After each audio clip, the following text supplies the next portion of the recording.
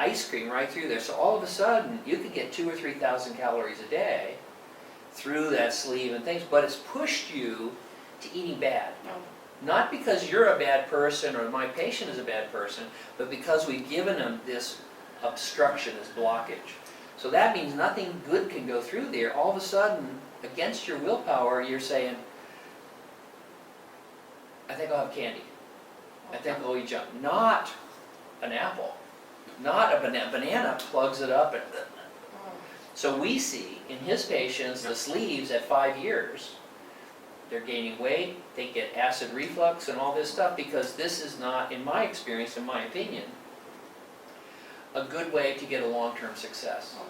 And then I'll tell you, we were at a conference recently and together just this past weekend. And there was a very famous bariatric surgeon. He got up and said, obesity is a big problem and we cannot always cure it with our surgery because it makes us feel bad if we fail you. And so here he is saying, obesity is so bad. Now, Dr. Kular may not want me to say this, but what I say is my patients, if they fail, it's my fault. Because MGB is so powerful, MGB will force you to eat right and be healthy. Now, you might not be happy if you go against it, but we say, you have a contract with us, and we do not blame our patients. We say, do this, you will lose weight. And that's, I think, your experience. Yeah. The patients do well. Yeah. I think you're going to be happy with it, and it's wonderful you're doing well now, but we can tell you, reporting back for 15, 16, now 17 years, since the first MGB was done in 1997, those patients are happy and doing great. And you can join us on Facebook and talk to them. Yeah, you should be in and touch. You especially talk to young women, but also talk to women who are 10 and 15 and 20 years, well, not 20 yet, 15 years after MGB.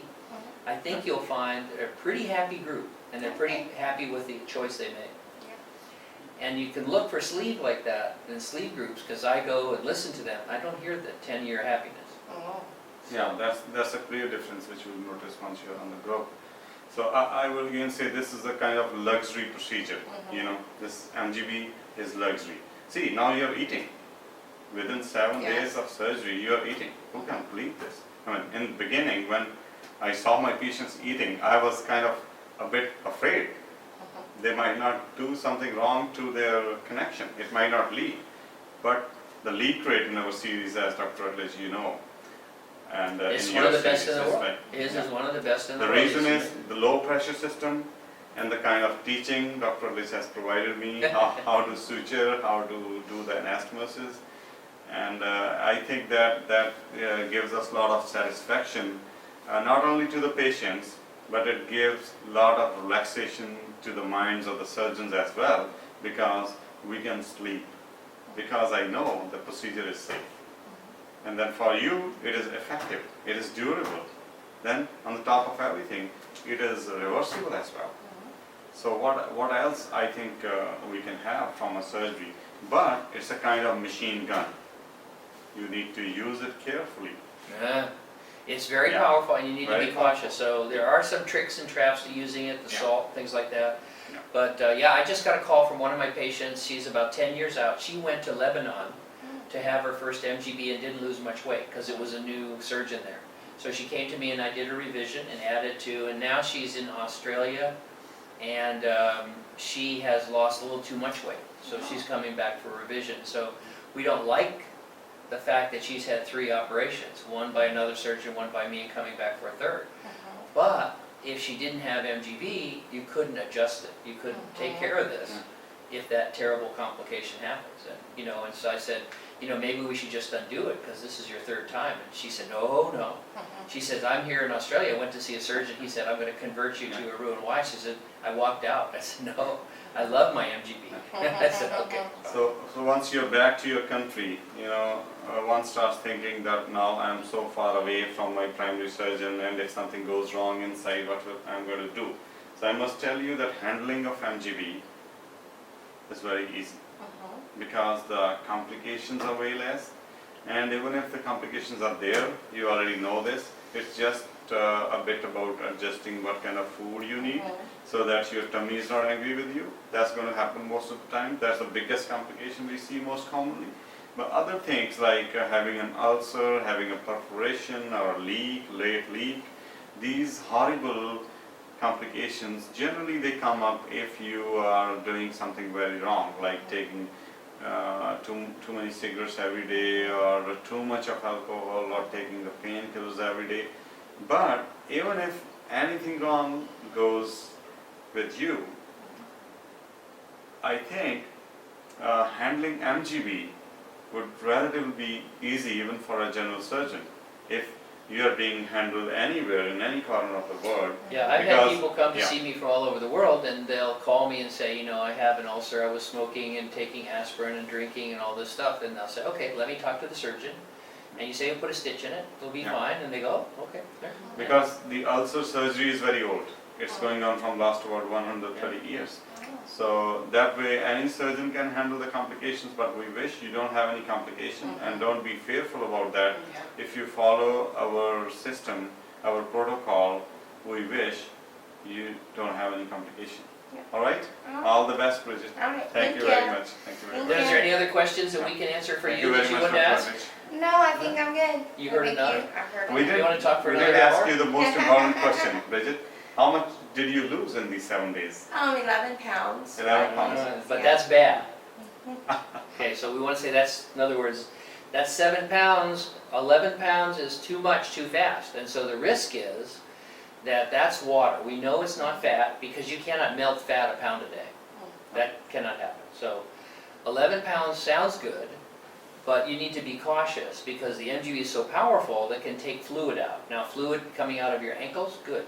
Fluid out of your lungs, good. Fluid out of the skull means maybe less headaches. We've had people fluid out of the eyes and they can change their vision. Sometimes they get rid of their glasses or they need different glasses. So, because the swelling in the cornea changes, so the vision changes. Swelling coming out of the bloodstream means your blood pressure may go down. So that's good for long-term health. So there are many good things. But like anything, you could get dehydrated. And so you want to be cautious. 11 pounds sounds good. But be cautious about that and keep up with your fluids.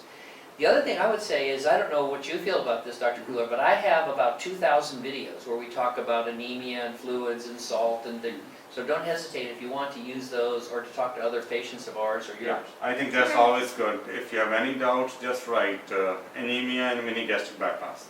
You'll have one very detailed video about it from Dr. Rutledge. There's So about, that's I think there's about 40 videos on anemia. that is again a kind of luxury consultation from Dr. Rutledge. It's all the times available on the internet. Go to YouTube, just write anemia and mini gastric bypass, or dumping with mini gastric bypass, What to or eat, ulcer with mini diet, gastric, or what calcium, to eat. yogurts, all kinds of Any different. question comes to your mind, just write it up there and we'll be there. And a for lot you, of times we'll have right? people who've had a complication, so you can listen to their story about what they did, what they wish they hadn't done, things like that. Yes.